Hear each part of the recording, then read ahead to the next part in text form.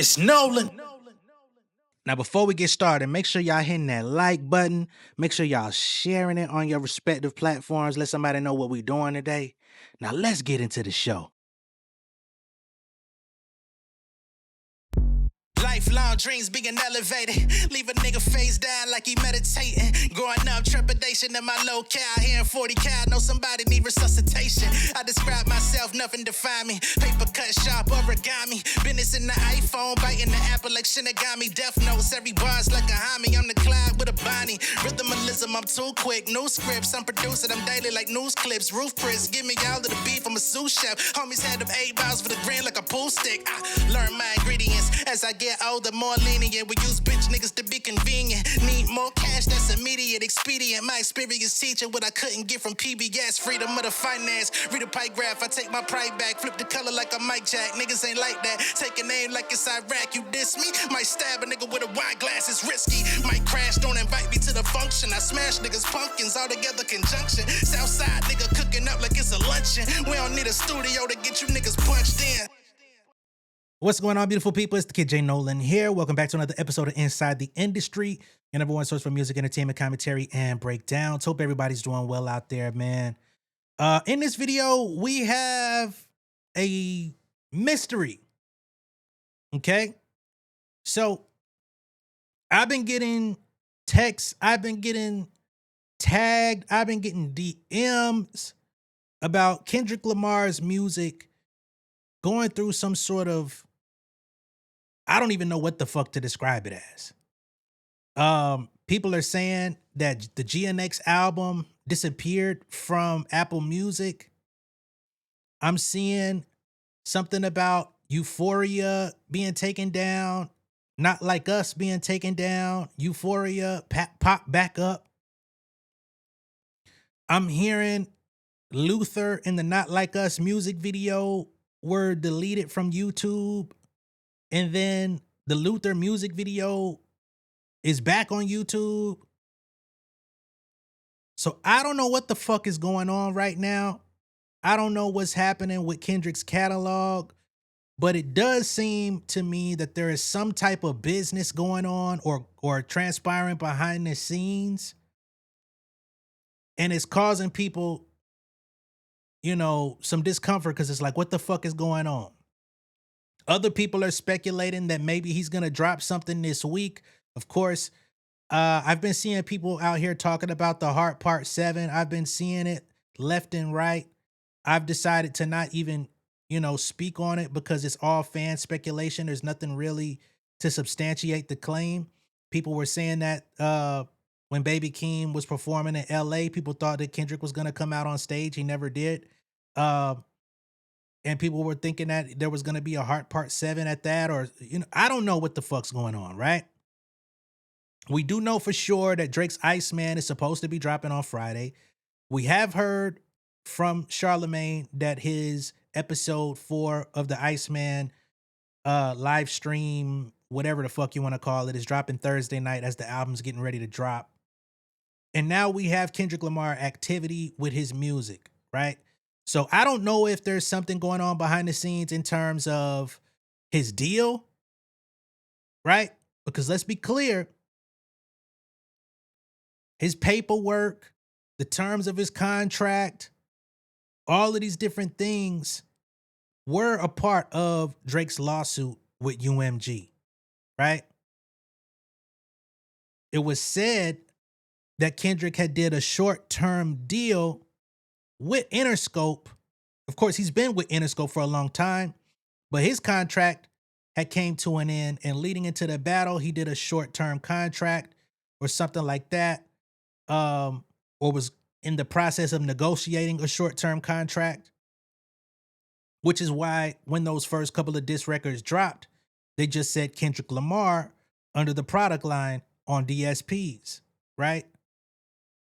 So GNX is an official album. It came out. Interscope licensed the album. They have the exclusive license to the album, owned by Kendrick Lamar and PG Lang. But then the album has mysteriously come down. I don't know what the fuck that's about, right? But it's a bunch of people out here online that are like, what's going on? So we've got On Thin Ice, who came out and said Kendrick Lamar's GNX has mysteriously disappeared off Apple Music. We have Low Key here. This is the same Low Key who actually works for Apple Music. He's on the show with Ebro and Nadeska. He says it sure is. He confirms, like it ain't no bullshit. It's really not there. I checked myself. It's really not there. Right? You go to the comments. Culture House says, I wonder why. What's the strategy or reasoning? He says, I have not one clue. Euphoria is gone too. Brandon Jennings, the Brandon Jennings, says, what does this mean? Low-key says it can mean a lot of things, but the timing of it makes this very interesting. Somebody else says glitch, but I'm hearing it's gone on YouTube Music as well. He says, and Euphoria. Someone else comes in and says, Euphoria back on. Okay, this is the same person. They call him TDE Low on the internet. They say, what's the word, TDE Low? He says, I'm just as lost as you, fam. Catalina Boyd says, it's gone from Title 2. And the Not Like Us video and the Luther video. Is this the Catalina Boyd from Momo Boyd group? I don't know. I'm not gonna speculate. We got someone here. Just a Man says Title 2. He literally shows this screenshot here and it says the record label does not permit streaming of this track. The record label does not permit streaming of this track. I don't know what the fuck is going on. Is there a catalog transfer happening? Is Kendrick Lamar perhaps leaving Interscope UMG? Is he trying to exercise the rights of trying to revert the rights back? I'm sure that this term, the term only started in fucking the end of 2024. I would think that that term would have lasted a while before the rights revert. So I don't know, again, what the fuck's going on. I don't know how many times I'm going to have to say it. 404 Sage says if he's doing a deluxe, it's brilliant. Now he gets the attention on his name from this stunt being pulled. No one can tire themselves of GNX this week since it's no longer there. And he can use Kendrick dropped alongside Drake as the entire marketing gimmick. Marketing gimmick. I don't know about you, 404 Sage. I don't know where your thought process is going. I don't think there's gonna be a deluxe. People have been thinking there was a deluxe for the last 2 years, and the only deluxe we got was the bar about doubling back. So that's what we got as far as the GNX album. Kirko came out about an hour ago and said Kendrick Lamar is Not Like Us and Luther music videos have been removed by the uploader on YouTube, right? I did my due diligence. I went over on YouTube. I went on Kendrick Lamar's YouTube channel. Those videos were not there when this was initially put up. But word has it that these are slowly coming back to his channel and slowly coming back to streaming platforms as of today. 28 minutes ago, Kendrick Lamar and SZA's Luther music video has been re-uploaded to YouTube. Music video by Kendrick Lamar SZA performing Luther 2025 PG Lang under exclusive license to Interscope Records. So all of that is still intact. But I don't know.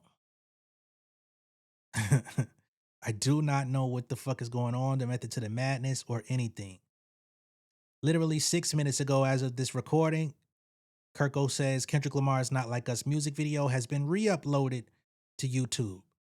The video's views have been completely reset due to the new upload. What the hell? What the hell? Okay. This wouldn't be the first time that artists have re-uploaded music or had stuff deleted. I don't know if this is a clerical error, if there was some type of hack. I don't know if this is something concerning business in the background.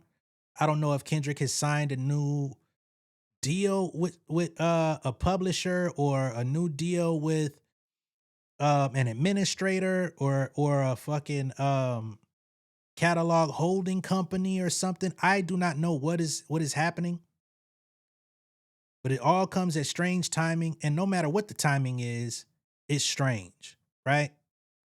Because it's one thing if the music comes down, but it's coming back up within 20 minutes, 30 minutes, an hour. And it's only like recent music. So it's not like it's old music is going through any of these transitions. It's only the music that's been released in the last 2 years. Not like us.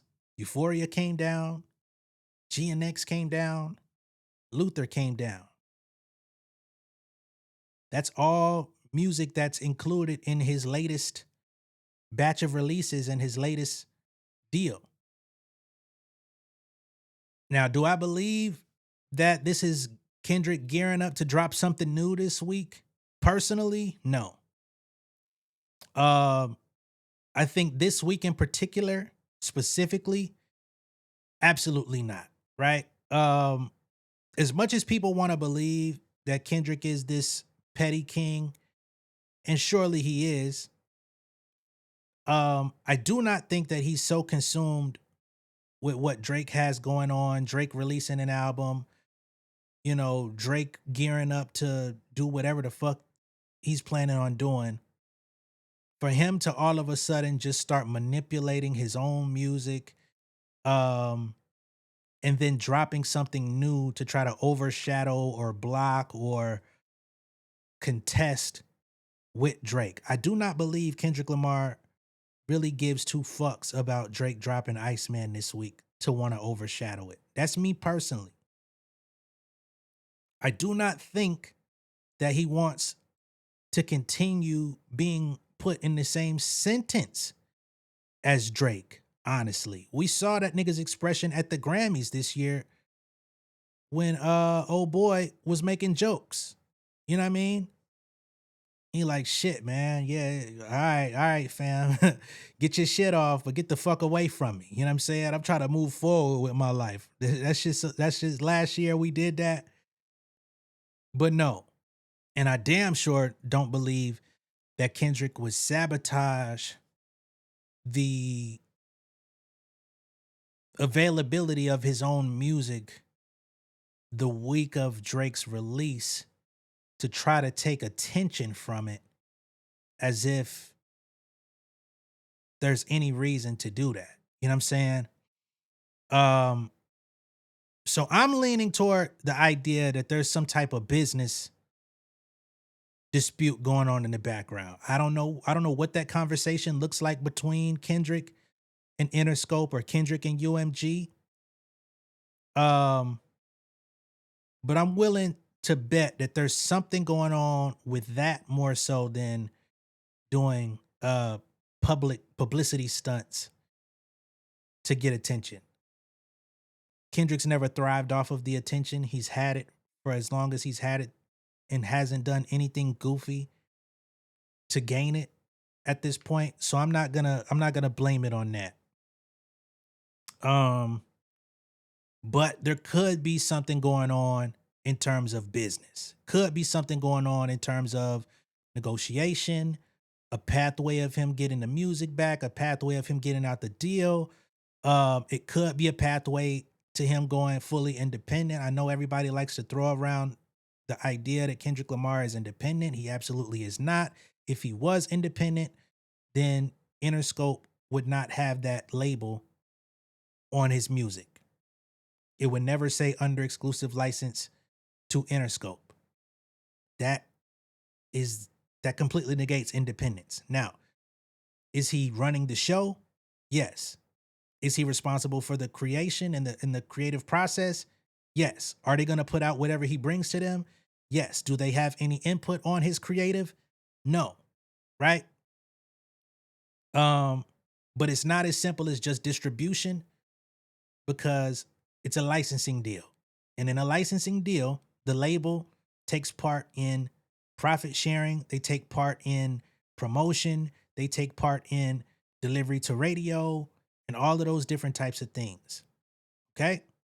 I know everybody gets overzealous and likes to throw terms around, but we don't even need to see the paperwork. because it shows you. If it was only distributed by UMG or Interscope, it would only say PG Lang. It's very rare that you even see a distributor's name on an album in the credits. Distributors typically are not credited in albums unless it's Rock Nation, right? But outside of that, we haven't seen that. Or if it's like ADA or something like that, a company that does a distribution marketing deal or something like that. But otherwise, it wouldn't say that. So maybe he is trying to go fully independent. I don't know, right? After seeing Lucian and Dr. Dre high-fiving and all this shit, we just seen Kendrick going back to Centennial High School. He was out there with Dre, with will.i.am. You know, I think they're breaking ground on a new school, rebuilding it and all that shit. Like, he seemed extremely happy. He didn't seem like he was in a bad place. So, again, I'm going to reserve my thoughts and just say I think it's business. Now, let's move on to another part of the show because somebody put this on my radar today. So there's this producer out there. Let me pull it up to get the name correct.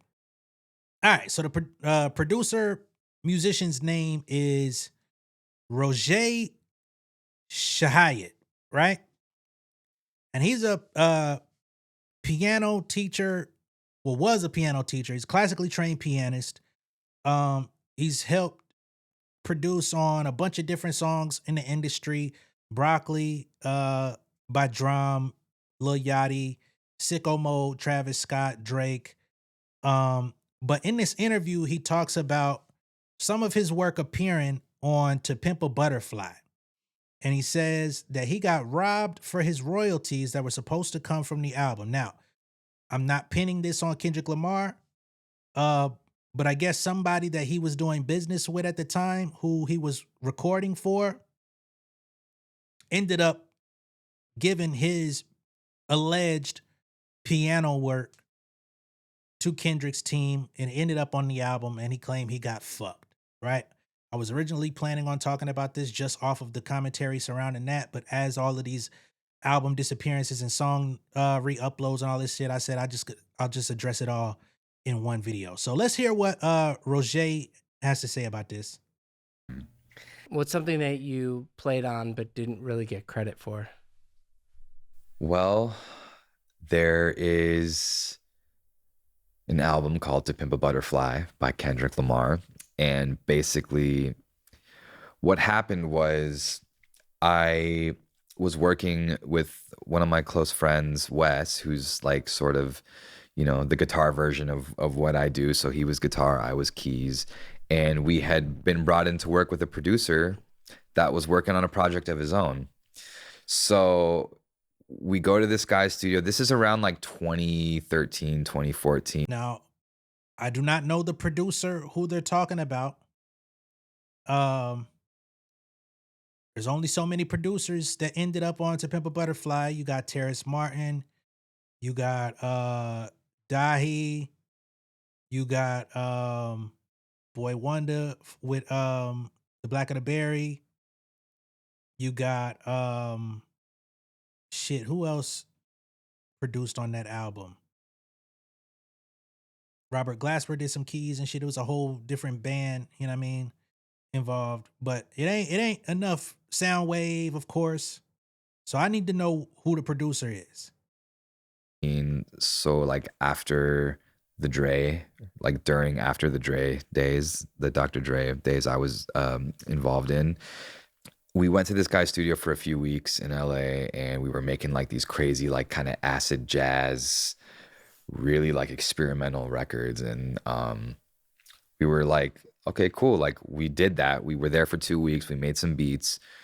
We run into the guy at a show and he's like, yo, I got to pay you guys for that session. And we didn't know, like at the time, like I said, I didn't know about publishing. I didn't know about producer. I didn't know about anything. Just like, how do you get paid? But I was like, oh, this is how we get paid. You run into the guy and he wants to pay you. So he invites us back to the studio and basically. So he didn't know anything about anything concerning the music business. And this is something that happens to a lot of people, not just him.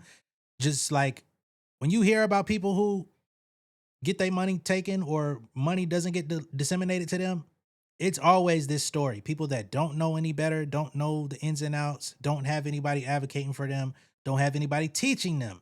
They don't know what to ask, they don't know what to look for. So he says he thought the way you get paid is from the producer saying, yo, I need to pay you at a venue. I low-key feel like he may be alluding to Terrace Martin, but I cannot say that, so I'm not gonna put that on his name. He has us, you know, he's like, this is for all the beats we made for my project. He's like, we're gonna have you sign this thing. And the paper said something along the lines of like, you can't collect royalties, you can't collect publishing on these songs. And I'm like, these are weird ass beats anyway. These are like things that are never. I find it very interesting that you saw the paperwork telling you can't get paid off no royalties for these tracks, and you didn't have the wherewithal to try to get somebody to overlook that before you signed it. You didn't want to send it off to anyone before signing it. Now, Roger has gone on to do other projects, and I think he's in a pretty good position nowadays. He's just talking about something that happened a while ago. But I do wonder, because a lot of people don't even see those clauses before they sign. They just sign blindly. But the fact that you saw that and still signed it and didn't want to negotiate, sheesh. Ever gonna be on the radio or whatever. And we were just like, cool. So he gave us like $2,000 cash each. And we were like, yo, we made it. You know what I mean? Like, yo, like, look at this. Like, we got like paid cash for beats. Like, this is sick. Then fast forward about a year later, Pimp a Butterfly comes out. Everyone's been talking about this album. So I'm like, comes out, you know, put on Spotify, whatever. And I'm like listening to the album. And there's a song called For Sale. And literally it was one of the beats that we made where like all these keys are coming in and all these. Hold on. For Sale? The Lucy record? Now, baby, when I get you. Is that the one we talking about? All right. So I'm over here on Song Facts, and they say this song was produced by Taz Arnold. All right. Okay. So it could very well be Taz Arnold. If y'all don't know who Taz Arnold is, he is from Cyrock Creative Partners. He's a producer. He's a musician. Low-key fashion icon from the mid-2000s, 2010s. He was also part of the early good music collective of people, you know what I'm saying? Farnsworth, Bentley, and all of them when that was going on. And he does a lot of jazz shit too, so it could very well be him. The song was produced by Taz Arnold with TDE's in-house producers, Soundwave and Terrace Martin. Okay. Interesting. So that's For Sale. And if he happens to hone in on any other songs, we'll check the production credits on those as well. And I'm like, wait a second. That's us. So I call my friend Wes, kind of freaking out, like, yo, like, do you hear this? And then we keep playing the track list. And then there's a song called You with a question mark. And the beginning of that song is also one of the beats we did. So 2 of the beats that we did with this guy. Damn, not you also. Fuck. Damn. As you can see above my head here, Taz Arnold pops up again. He is the primary producer on the song. Terrace Martin played alto saxophone and keys. You had Worry, Kamasi Washington. Shout out to Kamasi. So I think I can say pretty firmly it was probably Taz Arnold who he's got this financial gripe with. Once again, that does not mean Kendrick Lamar took anything from him. However, I know when headlines and stuff get made, it's going to be surrounding his album. So we need to clarify. Kendrick didn't take nothing from this man here. He said the producer who he was working with gave him $2,000 per track, him and his homeboy. And the track and the stuff that they made ended up on the album For Sale and You. Looks like that producer he's talking about is Taz Arnold. And they received no royalties from it. End up on this album, and we're like looking through the credits, not even musician credit, nothing. So it was like we basically got robbed. And it was like heartbreaking and also exciting at the same time, because it was like, if our shit is good enough to be used on this, that must mean we're good. Like, that must mean something. So I was trying to look at it in a positive light, but I was also like, I don't want to be part of this industry. I don't want to be like, this is messed up. Like, people are going to be winning Grammys. People are going to be making money off of our hard work that we wrote and produced. These are our sounds. These are our, you know, this is like our creation. And to be clear, because there's always going to be somebody who hears him say the work that we wrote. He's talking about wrote from a composition standpoint. Remember, he is a pianist. His homie plays guitar. They was, you know, messing around in the studio, made some abstract acid jazz sounds, and they ended up being used on To Pimp a Butterfly, allegedly through Taz Arnold. Okay? Just being clear. So basically, I just sort of used that opportunity to post. I was like I went on Instagram and I was like, yo, I worked on these songs on To Pimp a Butterfly, and that caught the attention of Greg Katz, who is now my manager and has been my manager since the beginning of my career. And he sort of gave me the ropes and was like, hey, like, I'm gonna explain to you how this works. I know you're upset. I know you probably wanna, go after this or try and claim stuff on it. But he's like, I think the best thing you can do is just keep working hard. And funny enough, like, Greg introduced me to Imad, who introduced me to Drum, brought me to a studio session where Drum was at. And that's how I met Drum, and that's how Broccoli happened. So a really bad thing turned into something really good because I kind of just kept my head down and kept working. Why is the advice? All right. And also to clarify, nowhere in that interview did he down talk Kendrick, say anything bad about him. It's just a bad experience about working in the studio, signing off his rights, getting paid a very negligible amount compared to what others probably made. And it jump-started his career and got him to move on. You know what I'm saying? It was a question. He answered it. But again, I just want to be very clear, because a lot of stuff gets looked upon as like smears, and I don't think that was his intent. So for the artists, the producers, the composers, musicians out there, man, make sure you get brushed up on your business. I know you want to get placements. I know you want to work with people. I know you want to get out there. I know you want to, have those opportunities, but also make sure that you're abreast of how the industry works. If you don't, there are so many resources out there. There's so many people out there. Hell, I wrote 2 books, you know what I'm saying, about how you can learn about your publishing. One was like a little entry-level book. The other was like the full version. It's called Pen Game Portfolio Volume 1 and 2. You can fuck with it if you want to. I'm not pitching it. You could check out Donald Passman's Everything You Need to Know About the Music Business. That's an option for you. Reach out to Z on Twitter. He works with everyone from the biggest artists in the game to the most unknown people. You know what I'm saying? There's so many outlets out there that can help you get your shit together, even without management, even without contracts being signed. But just learn what it is that you're coming into before you get into it, and then money don't make its way into your pockets. All right? Let me know what y'all think of all this down below in the comments. Be sure to like and share this video. If this is your first time seeing me on YouTube, go ahead and subscribe to the channel. As we get more updates concerning Kendrick Lamar's catalog and what the hell is going on, I'll be sure to come back, return, and expound. But right now, I'm still trying to get details my damn self. All right? See y'all in a minute. Peace.